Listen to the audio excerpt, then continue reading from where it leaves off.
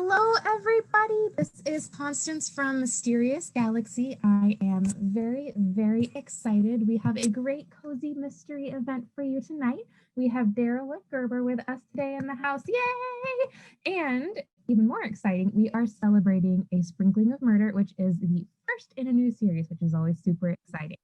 So I'm going to go ahead and let you take it away and have a good event, everybody. And also, too, we have a special treat as well in that we are getting not only signed, but also you can get personalized books. So we've got the link for that up above the event. And I take it away now, I guess. Yes. Okay. All right, take it away. All right. Hi, everyone. For those who don't know me, I'm Daryl Wood Gerber. And I'm known for writing the Cookbook Nook Mysteries, the French Bistro Mysteries, and the Teashop Mysteries under the name of Avery Ames. But this month, I have a brand new series, and it's called A Sprinkling of Murder, a Fairy Garden Mystery series. Fairy Garden Mysteries. So this is really interesting. Because I'm known as a culinary mystery author, culinary meaning food, there are recipes and stuff in my books. Yeah, there are recipes in this book. But there's a diversion here, and that diversion is I'm making fairy gardens, and with the fairy gardens actually comes a fairy sidekick. So this is a paranormal mystery. Now, it's not a paranormal in the same way that you might see a ghost or a gargoyle or something else, but indeed it is. I mean, I read those books. I read books that feature magical cats. I love paranormal mysteries, but I've never written one. So it was a real challenge for me. I got very excited about doing it. So here's why I wanted to start doing it. I went to a Renaissance fair a number of years ago. I'd gone many times over the years, but this last one just really touched my heart. And I saw this woman making fairy gardens. And what a fairy garden is, you can sort of, on the front of the cover, you can sort of see that there's this little pot and it's got plants in it, and it's got little figurines. So a fairy garden, they come in all sorts of sizes. You can plant one at the bottom of a tree. You can put one in a little teacup. You can put one in a huge, huge pot. But what they are is it's sort of doll housing for gardening. And at the Renaissance fair, they had these just adorable little fairy figurines, and there were little light bulbs and little wind chimes. And I looked at this and I just stood enamored looking at the fairy gardens, and I knew I had to go home and make one. And so I went home and I did some studying online, and I found a book called Fairy Gardening, Creating Your Own Magical Miniature Garden. And it turns out it was written by a woman who owns a gardening shop down in Tustin, California, which is not far from me, actually, not far from any of you who might be in San Diego. It's about an hour and a half from me. It's called M&M Nursery. So I drove down there, just ready to go have a good day. And I walked in and I fell in love.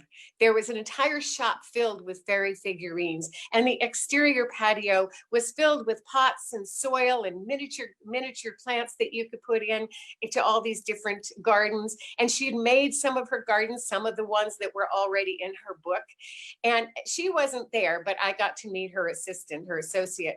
And I spent about 2 hours there, and I bought all these figurines, and I got wowed, And what was really fun is, as I used to be a major gardener, not a master gardener, way far from that, but a gardener. I loved doing my gardens, but the shoulders started to ache and the elbows started to go and the wrists not so good. So fairy gardening, what's lovely is it's miniature, so you can do one in a matter of 10, 15, 20 minutes, and nothing's aching and bothering you. Yes, there's a little bit of cleanup. Okay, you have to do cleanup on a regular basis, because if you have them out in your garden and you have a gardener who blows and mows and goes, guess what? You have to pick up those leaves and clean them up. Anyway, that aside, I fell in love with fairy gardening. And as I was doing it, I thought about this whimsical idea of having my owner, this person that is going to own a fairy garden shop in Carmel by the Sea, Carmel, California. What if she actually could see a fairy? So I tooled around with the idea a bit, and here's where it started. I made her a landscape artist. She was working for her dad as a landscape artist, and she got a little money from her grandmother. And she decided she had to branch out on her own. She had to spread her wings, as it were, because she was not happy as a landscape artist. She felt stifled, and she just wasn't doing what was making her heart fulfilled. When she was 5, and this is not really giving too much away, there's a little bit in the story about this, but when she was 5, she saw her very first fairy. Her mother had planted a garden filled with yarrow and lilacs, and a fairy came to her. Her name was Aurora, and she was as pretty as a sunrise, and she fell in love with this fairy. But when she turned 10 and her mother died, she lost the ability to see fairies. When she went off to college, she decided to, nose to the grindstone. She was going to do what she was supposed to do, follow in Daddy's footsteps. Dad was a former cop, and when he couldn't be a cop anymore, he became a landscape artist, which he was always good at landscaping. And she worked with him, toiled, did it right, but she wasn't happy. And so with her Nana's money, she opened this store called Open Your Imagination in Carmel, California. And the day she did, a fairy appeared. No, not Aurora. So that's where the story sort of begins. And what's wonderful about this for me is that this little fairy is an imp. Fiona is a fairy in training. She's a righteous fairy. There are different classifications of fairies. Now understand, I'm the author, so I get to make up all that I want to about fairies. So I gave them classifications, and she's a righteous fairy. But she's earning her wings, her adult wings. She's like a teenager. And in order to earn those wings, she has to help humans solve problems, not necessarily crimes, just solve problems. Now, the reason she has to do this is she got kicked out of fairydom by the Queen Fairy. So she needs to put her nose to the grindstone, follow the rules, and do as best she can, helping humans solve this problem. And in this case, her human is Courtney. That's who she appeared to in the fairy garden shop. Why did I set it in Carmel? Well, all my other stories are set in fictional towns. The cheese shop is set in Providence, Ohio, a fictional town in Amish country in Holmes County. And the Cookbook Nook Mysteries, though they were derived from a real cookbook store, I set them on the coast of California in a fictional town that I made up that's a composite of all these wonderful towns, Santa Barbara and Capitola and Santa Cruz. And it became what I wanted it to be, exactly where I would like to go spend a lot of time. The French Bistro Mysteries I set up in Napa Valley, which is a real place, but I created a fictional enclave in Napa Valley called Nouvelle Vie, where the bistro is set. So why did I set this one in Carmel? Well, number one, I love Carmel. I grew up in California and I went to Carmel often. And it is a very artistic, spiritually strong town. It was it existed, but in 1906, after the earthquake in San Francisco, a lot of artists and authors, photographers moved down to Carmel to have their own safe space. And it became very bohemian. It is charming. It's only got a shopping district that's about 8 blocks square. It has its own post office. Everybody has to use the post office. No one's allowed to have a mailbox. It is minutes from downtown walk to the beach. And the beach is one of the most gorgeous stretches of the Pacific Ocean you've ever seen. If you've ever looked at maybe some golf tournaments that are there, the Pebble Beach Golf Tournament will give you visions of what's in Carmel. So I wanted to set this in that state, in that area, in that part of the state. And I figured that I could create a fictional courtyard. Now, Carmel is known for its courtyards and its secret passageways. So that's sort of a fun, funky thing that I love about the town. And they have weird little rules that you can't walk in high heels because the streets are cobblestone. I mean, it's a fun town. So I created this own little courtyard where I set Open Your Imagination. And that's where Courtney has set up her shop, which has an interior shop, and then it has a patio, sort of like what I saw on a smaller scale than what I saw in Tustin at M&M Nurseries. And on the weekend, she serves tea. During the week, she gives classes. She teaches people how to make fairy gardens. She sells teacups and china and wind chimes and all sorts of things that people would find gift items, lovely gift items. There's a beautiful fountain out in the patio. The sounds are extraordinary. So that's where I set it. And you know what I'm going to do is I'm going to read you just a couple of pages just to get started. I'm going to read you something else later, but just to get you started on the story. And forgive me if I stumble over any words because, I've read this and I've written this, but oh well, I'm talking to a telephone. So, we'll see how it works. Do you see her? Is she down there? I tried not to let my 5-year-old customer hear the panic in my voice. Of course Fiona was down there. She wouldn't have flown the coop. Okay, she was mad at me for telling her to make herself scarce, but honestly. Look hard, I said. After a breathless moment, the curly-haired girl, Lauren, who was peering into a huge strawberry terracotta planter, popped upright and spun in a circle. Yes, I do, Miss Kelly. I see her. Once upon a time, when I was 5, I danced among the flowers and twirled to my heart's content too. Call me Courtney, I reminded her. Children who came in to open your imagination, my fairy garden and tea shop, didn't have to be formal. The more familiar, the more fun. And keep your voice soft. You don't want to scare her. Courtney, she said, I do see her. I really do. What does she look like? I asked. Cheese. Lauren wiggled nervously as if I'd really put her on the spot. I felt the same when I saw my first fairy. A week after my mother planted a fanciful garden filled with yarrow, lilac, and a host of herbs to attract butterflies, I met her. I'd been dressed in something similar to what I was wearing now. Denim overalls, a lacy shirt, and a gardening apron. She had been as pretty as the sunrise. Lauren waved her arms.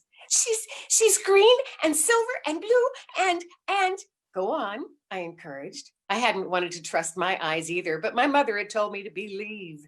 Meadows, rivers, and mountains, she said, were alive with spiritual beings who would give a helping hand to those who asked nicely. I stroked the silver locket that held my mother's portrait. She'd given me the locket that Christmas. An image of a fairy was etched into the lid. The word believe was engraved on the underside. Mommy, Lauren called. She and I were standing on the slate patio, a roofed outdoor garden space. Her mother was sitting at one of the many wrought iron tables. She smiled indulgently and whisked her hand, encouraging her daughter to speak. Muted sunlight filtered through the skylight and the pyramid-shaped roof. The ornate fountain carved with fairies and gnomes burbled in the background. A number of customers browsed fairy figurines on the verdigris baker's racks and spoke in hushed tones. A few others chatted about how pretty they thought the twinkling lights were that we'd woven through the vines and the potted ficus trees. A cluster of women was checking out the miniature pink splash hypoestes plants and golden Monterey cypress we had in stock. Tell me about her wings, I prompted. They're teensy, Lauren chimed. I noticed a lot of activity inside the main showroom, the French doors and beveled casement windows of the L-shaped space providing a full view from where we stood. One woman was scrawling her name on the sign-up sheet for the upcoming tea. We didn't serve tea every day, only on Saturdays. So far, the response for this week's tea had been tremendous because we decided to pair it with a book club event. We were going to discuss the Secret Book and Scones Society, scones and tea, a perfect fit. So that's how the story begins. And I'd obviously given you some of those little treats in there. And I told you a little bit about Fiona being a righteous fairy and a fairy in training. And let me tell you a little bit more about Courtney. Courtney is a little bit like me, a lot younger, a lot younger. She's Irish, she's Californian. She was born in Carmel, so she's not moving back to Carmel from any place. She was born there. She's college educated. I did not lose my mother young, but I was a dreamer. On the other hand, during high school, I did put my nose in a book and I studied and I followed the rules and no more dreaming. So all the little doll housing that I did when I was a girl went the way of the world. Even my writing went the way of the world. Some of you who listen to me might know this, but I had a 7th grade teacher who told me that I should not be a writer. I wasn't very good. So I put my pen away for a lot of years, and it took doing some screenwriting classes when I was an actress for me to get the gumption, to get the nerve to start writing again. I took a lot of classes. I'll tell you a little bit more about that in a second. So one of the things that I love about Courtney is that she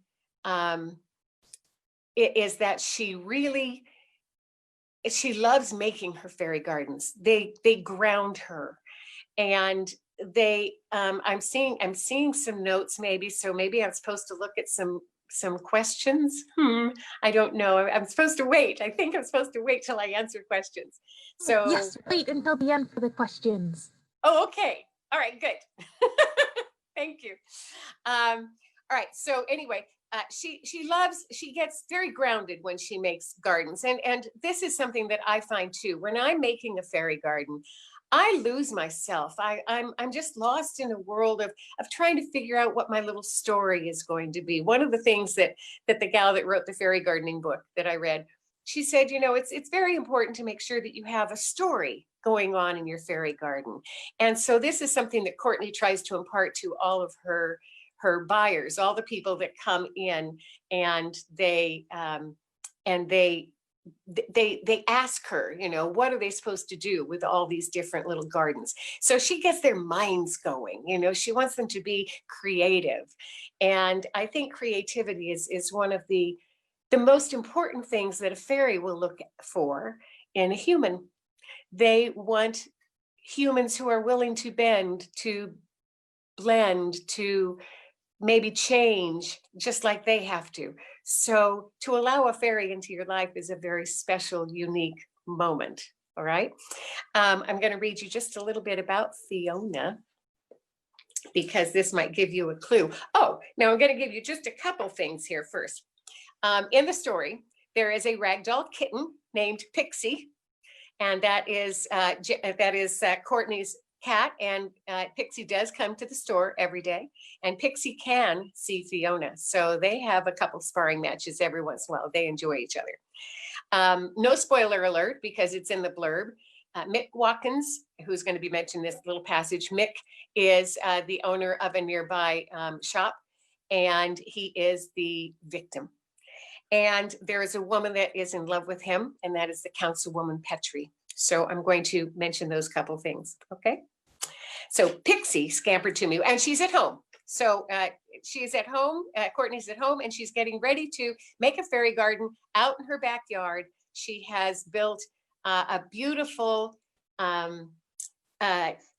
gardening shack, and in it, that's where she goes and she can spend some time listening to a fountain that she has in her backyard. This is a house that she rents from her neighbor. You'll meet Miss Hopewell very often through the book. Wonderful neighbor, and loved Courtney's mother. And so she has rented her this space, and it's a beautiful little cottage that she has redone. Pixie scampered to me, swiped my ankles with her tail, and meowed. Yes, I said, Mama's going to make something. I'll use a clay pot, I think. Filling a clay pot with soil anchored me to the earth. Pixie leaped onto her cat tree, made of oak with jute columns for scratching, and sprinted to the top. I'd set a duplicate tree in my bedroom. Curious by nature, my sweet kitten sat down, keen to observe my every move. How about a house-themed garden? I cooed to Pixie. She tilted her head, not understanding. The most important thing when creating a fairy garden was telling a story. Which pot and which fairies and environments I used mattered. I wanted this one to tell the story of my move into Dream by the Sea. I lugged a large strawberry clay pot with 8 pockets to the center of the greenhouse, packed it with dirt, and set a thatched roof house with a blue door in the center to represent my cottage. I adored the green vines trailing up the house's cobblestone facing. The scale of it vis-a-vis the strawberry pot was just right. Then I selected the plants. I trimmed off the lower half of inch of soil and roots from a 4-inch pot of cryptomeria and planted the little tree behind the house. Around the sides of the house, I inserted 2-inch pots of elfin thyme and ferns, and then added clumps of baby tears for grass. I drizzled a winding trail of pea-sized gravel to the front door to represent the flagstone path leading to my house. Once I'd watered the plants and tamped down the soil, making sure there were no pockets of air beneath the plants, which could make them heat up in the summer. Heat could cause root damage. I collected an assortment of 3-inch polymer clay fairies, both boys and girls, each with different colored hair. The figurines had broader faces and chubbier cheeks than most of the other figurines. I aligned them on the metal counter out of Pixie's immediate reach so she wouldn't be tempted to toy with them. They weren't fragile, but they could chip. I wanted them to look pristine until they were ready for their moment to shine in the new world. As I gazed at the fairies trying to decide which one would represent me, a memory of playing with my mother flashed in my mind. When she was a girl, her grandfather had built her a 3-story dollhouse. When I turned 4, she allowed me to enjoy it with her. She and I played for hours, using that house to create so many stories. Oh, how we'd made each other laugh using cartoonish voices and saying silly things. After each encounter, we had shared a spot of tea, imaginary tea, of course.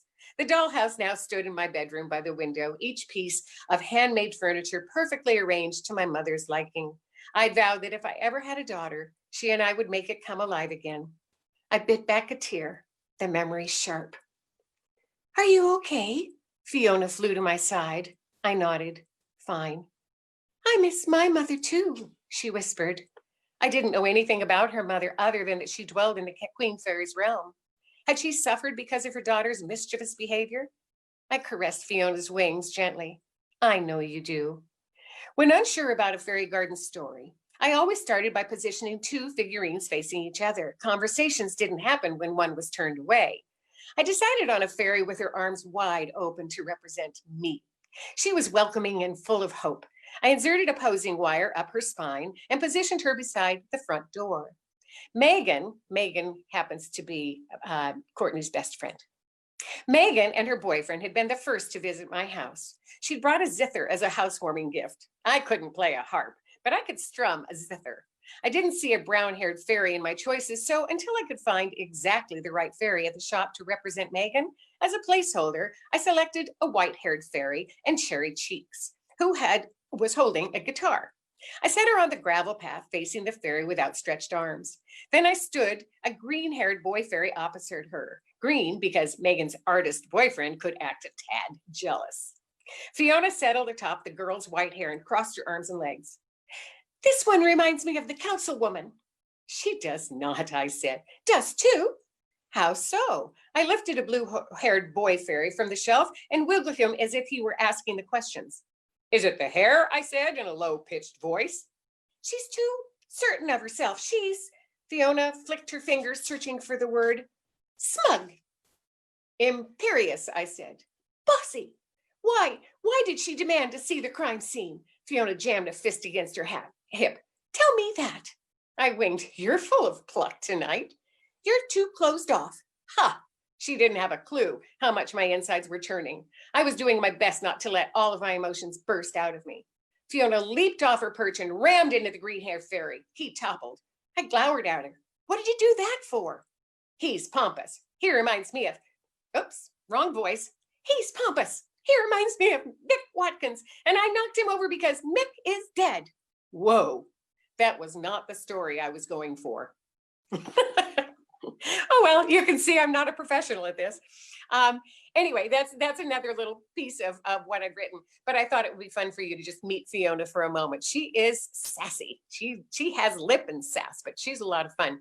So a lot of people ask me if I intended to write a theme to this book. And a lot of times I will. When I come up with my story, I have a theme. There's, it might be, mothers and daughters. It might be fathers and sons. It might be, wives. It might be something in that terms of what I want as a theme. What turned out to be for this one is there are bad people in this world, as we know, because we read mysteries and write mysteries. But there are bad people that that can really make things go badly for someone else, and they do it intentionally. So in this case, there are people that are non-believers. They don't believe in fairies, and they want this shop gone. They want Courtney gone. They want the shop gone. They do everything they can to make life miserable for her. And I wanted to treat that as a theme of, how do you get around that? How do you? Someone wrote today a really nice review, and she said, it made me believe that even I could believe in people like Courtney does, because she seems to like people even when they aren't worth likability. They aren't worth liking. And I thought that was important, because Courtney does try to see the best in people. And I wanted her to be able to look for that in these people, even the guy that is the victim who dies on her property. The guy that wanted her shop closed, that wanted her lease, he wanted to take it over. He had nothing good to say about what she was doing in her shop. She wants to see the good in him. And by searching for that, by trying to prove herself innocent because she's a suspect, by searching for what the truth is, she finds out something good about this man. So for me, that theme of believing, but not just believing in fairies, believing in yourself, believing in other people, believing that there might be goodness even when bad is oozing out of people's pores. That's sort of a theme for me. And so I liked writing that. Some people ask what my process is. So, like I said, I came up with this idea and I put it together. And because I've written a number of books now in a number of series, I was allowed to write a few chapters and write a proposal. And I sent it off to my agent. And I was really, I mean, I was just very, very excited about it, even though it was so new for me. I was so excited. And I sent it off to my agent, and he went, I don't know about this one. It's a little. And I said, fanciful? He said, yeah. I don't think I'm going to be able to sell this. And he said that about some of my work before, and it just sort of irks me. If he's watching, John, it irks me when you say that. So I said, I don't care. I like what I've written. Please try to sell it. And so he took it to Wendy McCurdy at Kensington, and she bought it. And I was so excited, and he was blown away. So we had a good time doing that. My process, though, that's my process for writing a proposal. But when I get to the nitty and gritty of writing a book, I used to write by the seat of my pants. I would just write, and my works were all over the place. And lots of people can write like that. Turns out I can't. When I was writing screenplays, I learned finally that I needed structure. I needed act structure, 3-act structure, 5-act structure. And so I plot my mysteries. I make an outline. I write a good solid synopsis. I come up with 4 or 5 suspects right at the top, and I give them all their motives and their alibis and what they're lying about, who might lie about them. And I come up with my suspect. Rarely does my victim, rarely does my victim change. I already know why this person deserved to die, or didn't deserve to die. And that helps anchor me, almost like my anchoring of the soil, as I was just saying about Courtney. That helps me figure out what is, where my story is going. All right. And I like I said, I like a 3 to 5-act structure, 5-act being the same as 3, but you get twists and turns twice in the the middle acts. So it would be 1, 2 with a twist, 3, or 1, 2 with a twist, 2.5 with a twist, 3. See what I'm saying? And I get this all into an outline form. I then put it into a sort of a grid. Now understand, and then some people have said, doesn't that make it boring for you to write? You know everything. Not really. And I've said this many times, so if you've heard it from me before, I apologize. But for those that might be newbies to me, I'm going to say it again. My outline's like a map. I know I'm going from Los Angeles to New York. I know how to get there. I know the route I should take. But I get 100 miles out and I say, you know what? I really want to go see Las Vegas first. I want to go, roll some dice, and then I'll get back on the road. And then I get back on the road to New York, and I get a couple more states along, and I say, oh, I really want to go see, South Dakota. I want to go see Mount Rushmore. I've got to go. Whoops, up I go. And I still know I'm going to New York. So I come back to my route and I get back on the route. What's fun about that is it allows my character, Courtney, any of my characters, to be spontaneous. So within the structure that is there, I know I'm getting the clues out. I know I'm getting the suspects out. I know I'm getting the motives out. I know I'm getting my red herrings out. And then I can get to the end and know that I have written what I hope has been a wonderful roller coaster of a ride with everything paid off. And the reader gets to say, oh, I see. Now, a lot of times a reader will tell me about 2/3 of the way through, I guess who it was. Well, duh. I mean, I've probably written off 3 or 4 suspects by then. So I've left you only like 1 or 2 down. So at that point, you should probably guess. But do you know why? Do you know what the motive was? And I have laid it out all the way through. I have laid out the motive. It's in there. So if you were to go back and go through the story from point A to point B, you would find out that the motive was laid in there and I didn't play false with you as a reader. So that's one of those things I'm really proud of because I've worked hard at this. Like I said, my 7th grade teacher told me not to be a writer. And then I had a college teacher. I was writing theses and he said no. And that wasn't creative. So I didn't take it all at heart when he said I couldn't write theses very well. I write them well now if I need to. I taught my son. So that retaught me. But but the creative side of me, I've always had, and I always wanted in there. I just needed structure for myself in order to make it happen, you know? So that's sort of what I can tell you about me as an author. I'm looking at my little notes. I've got a little note sheet right down in here and seeing if I got everything I wanted to tell you, basically wanted to tell you. And I sort of did. I know. This is silly stuff. Okay. On my website, if you would like to know more about the Fairy Garden Mysteries, I have a list of where I buy a lot of my figurines. That's under the Fairy Garden World. I have a trailer for the book. I have some of my fairy gardens and I have videos of my fairy gardens. So I've posted all this stuff. So you can have sort of a visual treat if you want to. I post a lot of these things on Instagram. I post a lot of these things on Pinterest. And on my Facebook author page, it's all over the place. So come join me on my Facebook author page because I do have lots of photos there. And I also share my dog on there. So you'll see a lot of things about my dog, Sparky, who's a golden doodle. Oh, one other thing someone asked me the other night, and that was, do you have a dog in your book? And I don't. Like I said, I've got Pixie. But dogs are harder to take care of in books. Dogs need to be fed. They need to be walked. They need to be taken out to do their business. And cats don't really have to. So that's one of those things that Sparky made a guest appearance in the French Bistro Mysteries as my lead character's mother's dog. So at least he was there in form, but mostly I have cats. Cats are easier to take care of. So that's a silly thing. And let's see, I told you about the videos. I told you. Yep.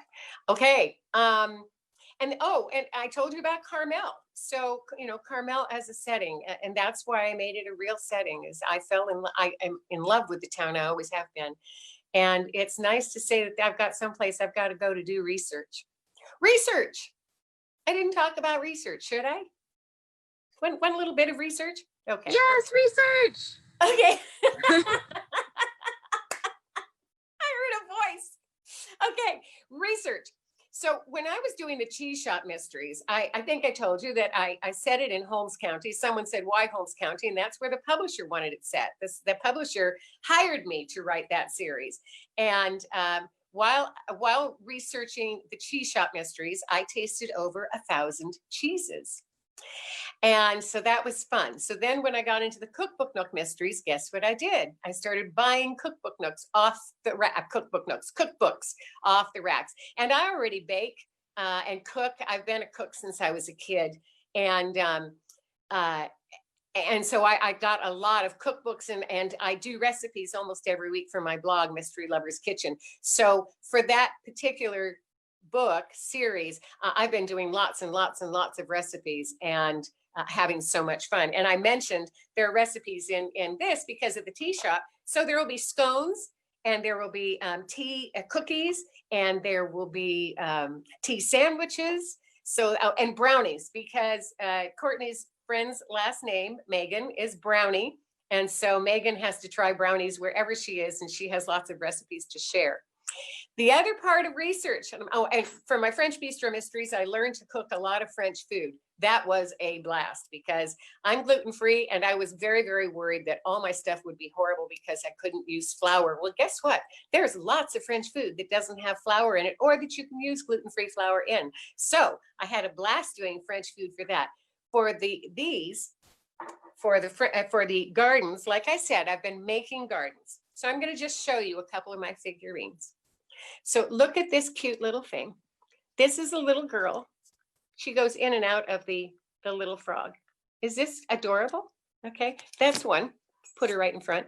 And this is a little girl. Now, I said a post earlier in one of the things that she put a post in. Well, this is a post. And if you can see that, I'll hold it up against my hand. See that post? You can stick that in the ground so she can be standing, or she can, be almost flying if she needs to. So it's really sort of fun to have that little post to keep characters where that you can put them. Then, and I'm going to turn around because maybe you can see this. Maybe I can draw you just a little closer for a second. I'm going to wobble you. Okay. This is an indoor fairy garden. Can you see this little shelf here? These are all indoor gardens that I have made because not everything has to be exterior. You can have lots of indoor gardens. And I mentioned a teacup. This is a teacup garden. Look how cute this is. So I had mentioned that you have to have characters facing each other, but sometimes a story is not really facing each other. Here's a little princess in front, and she's dreaming of one day becoming a princess. She has a little crown here, and book says Once Upon a Time. And she doesn't even realize that the prince of her dreams is standing right behind her. How sweet is that, right?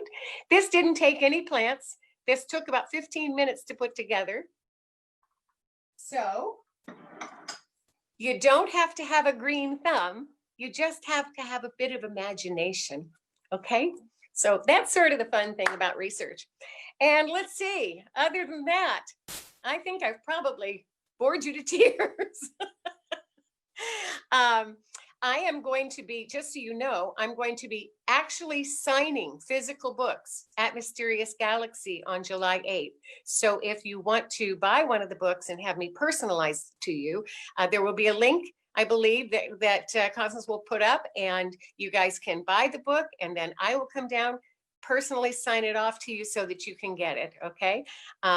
Because that's just sort of a fun thing for me to do. I'm not far from Mysterious Galaxy, and they've been one of the best bookstores to me over the years, touting all my books, even my suspense that were self-published or small publishers. I do write suspense sometimes, and they were even good enough to take those on. So thank you, Mysterious Galaxy. Appreciate it. Anyway, so I'm going to take a couple questions, I guess. All right, so let me see if I can do this properly because this is my first time doing this. Chat. Okay. What is your favorite story setup of your fairy gardens? Well, actually, one of the very first ones I made stars Fiona, and it is in a basket. It's all the stuff that I first bought, and I made a video of me making it. So the video's on my website, and it's also on my YouTube channel. But it's Fiona, and she's got a little squirrel reader who joins her, and they're going off into the forest to have a little reading session together. They're crossing a bridge, and it's over a thing of water. So it's just a sweet little story. I also like the teacup that I just showed you because I thought that was sort of an inspired story of having one behind the other, and yet there's still a story going on. Another question, are your settings for your books an intricate part of the plot? Yes. I use my towns very, very much. And I use my locations a lot. I don't just write into the ether. In fact, I have made maps of all my towns, it's even my fictional towns. I make maps of them. I've even made a map of the courtyard that is in the courtyard and the courtyard across the street, since they are fictional, in Carmel, because I want to make sure that I know where my characters, it's almost like fairy gardening. I want to know where they are at all times.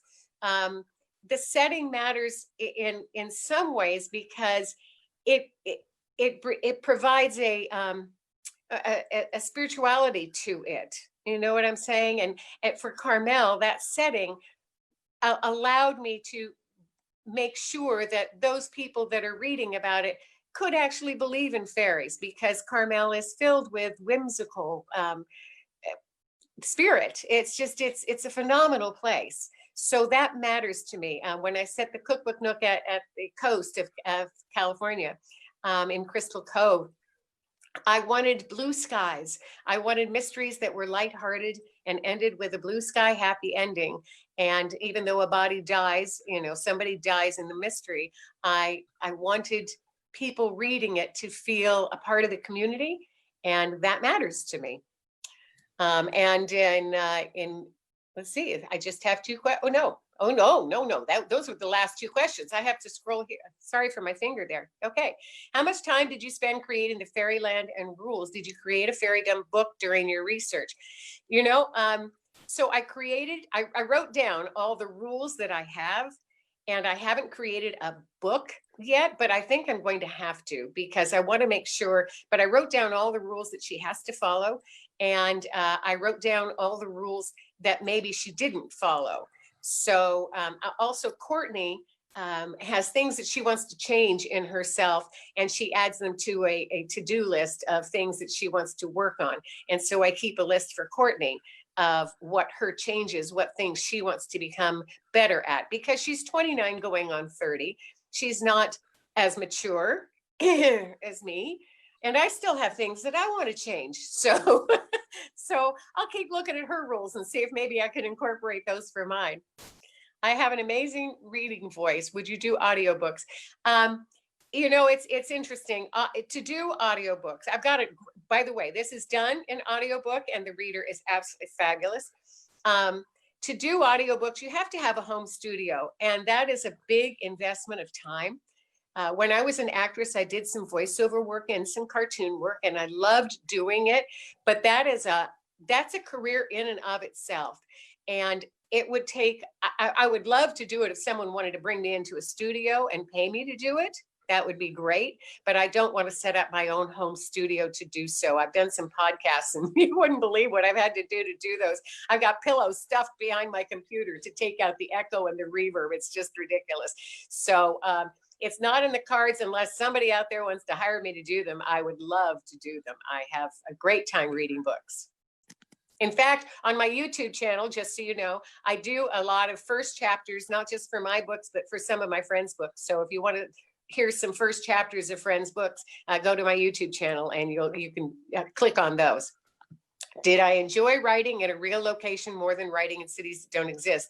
Do you know what's interesting is when you are writing in a real location, you've got to get the streets right.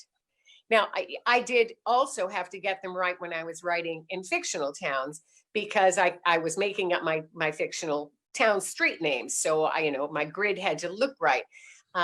What is interesting is even if I'm writing in a real location, I'm not going to put a murder or anything bad into a real location. So for example, if there is the Lamplighter Hotel, which is a charming place in Carmel, I stayed there and I love it. I'm not going to have anything bad happen there.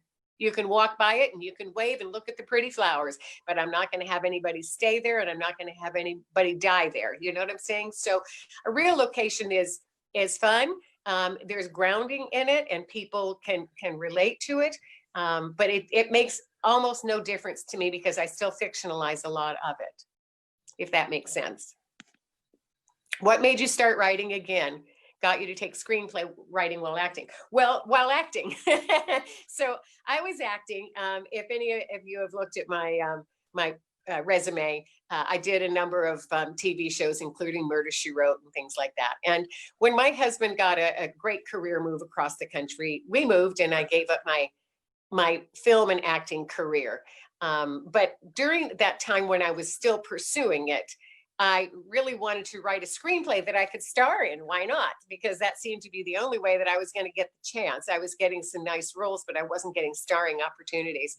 And that was what they said to do, is write yourself a screenplay. So what I did is I wrote a couple of screenplays that were right for Julia Roberts or Meg Ryan, and I put in second position characters so that maybe if I could get them to read my screenplays, then maybe they'd hire me to be, the sidekick. And I did pretty well with those, but the one that I thought was going to be the best one to get sold, at the time, both Julia and both Meg had decided to start doing drama, no more romantic comedy. And so I put my screenplay writing on hold. And then when we moved across country, I turned to my other love, which was mysteries. I always loved mysteries and thrillers. And so I studied and studied and studied. And that's why. But I took screenplay writing to become a brilliant screenplay writer so I could become a brilliant actress star. Didn't happen. Did I attend fairy garden classes that gave me any of the ideas? No, nope, I didn't. What I have done is I've scanned the internet for fairy gardens and tried to look and see what that interests me on that one or this one. But what I found more than anything is when I go looking for my little characters, all of a sudden a story comes to me. So I may fall in love with this little girl who absolutely must have a tea party. Doesn't she look just like Lauren should maybe in my book? And so I think she needs a tea party. And I found a tea set and I gave her some friends coming over to a tea party. And it blossomed into a little story. So the only thing that gave me ideas at the beginning was having gone to M&M Nurseries and seen what she did. She used a wheelbarrow as a pot, and she used an old sink as a pot, and she did a 3-pot thing, and I did this. 3 pots sort of teetering on top of each other. On hers, she did Alice in Wonderland all the way through it. I made it a staircase to fun, because on each level I have my fairies just having a blast of fun. So no classes. Everything I learned, I watched some of her. She has some videos on her site, fairygardenexpert.net. And so I did watch some of her videos so that I would get some clues. So that's been helpful. Do you know how many books you plan for this series? 200. I don't know. Right now, the second is in the works, and it will come out next year. And I don't know if they'll buy a third. It obviously depends on whether I sell enough of the first so that they think it's a hit. And so I really am hoping that people will buy the book. People will tell other people about the book. People will love the book. It's gotten like nice reviews. So maybe that will make a nice difference. But that's sort of where I'm at. Okay. I don't know how many books. I have an arc that I have, an arc meaning a character arc for both Courtney as well as for Fiona, and even for Megan, the friend. And so we'll see if I can get to 3, 5, 8, 10 books. I don't know. And then the arc morphs. Understand, I've written arcs for all my series. French Bistro Mystery ended after 2 books. I didn't get to finish the arc, which was sad. But the Cookbook Nook is now going on its 10th book. And that arc just keeps changing a little bit. So, people grow, and these are like people I know. So living with them, I allow them to grow as a normal person would grow. It doesn't just end in marriage and a child, and it doesn't just end in, the death of your spouse or something like that. So I allow all of these characters to change and grow before my eyes, which is sort of fun. When did you decide to start making fairy gardens? Well, like I said, after I saw the Renaissance Fair, and that's when I made my very first one. So that was a lot of fun. That was just about 2 years ago. Did you draw Fiona as a muse, or did you just let the cover art people use your descriptions to see her for the first time? Well, you don't really see Fiona here. You really just see sparkle of Fiona, okay? You only see sparkle of Fiona. the Fiona that is my muse is the one that is in my garden.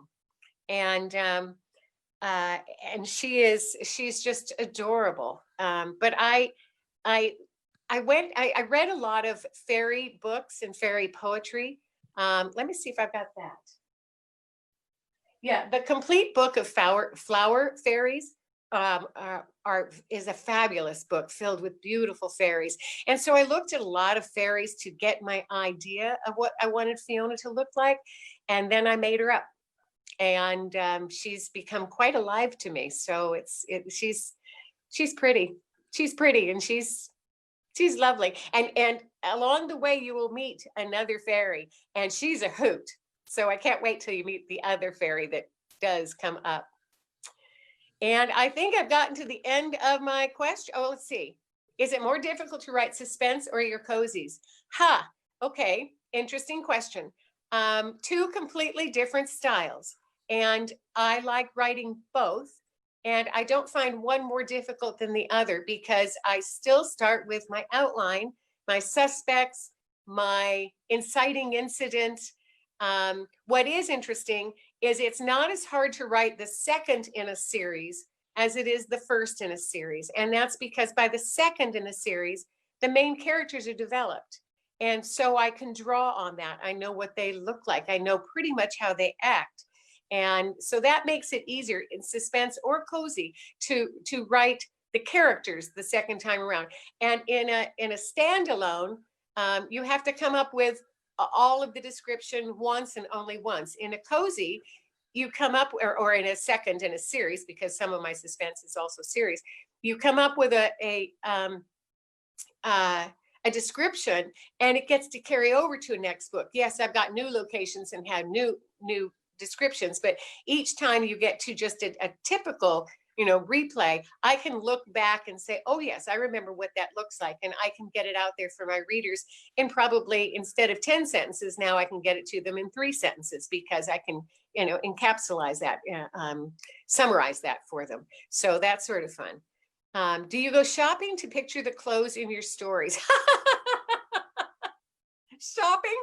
What's that? I go on the internet. I do that too. Yes. Sometimes I do go and look for clothes on the internet. For example, I did give a description of Courtney wearing these jeans and this kind of shirt and everything. I looked for her clothes online because I wanted her to be a cute gardener.